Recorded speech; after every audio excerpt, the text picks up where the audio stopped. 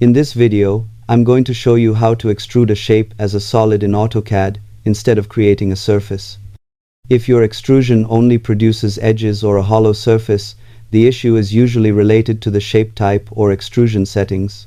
Start by making sure your shape is a closed object. If it consists of separate lines, select them, type join, and press enter to convert them into a single polyline. Once your shape is closed, launch the extrude command and select the object.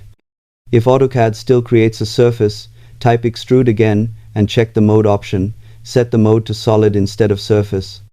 After that, enter the desired extrusion height and AutoCAD will generate a true 3D solid object.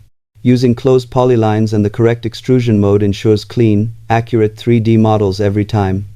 Thanks for watching, and be sure to check out more AutoCAD tutorials for additional 2D and 3D drafting tips.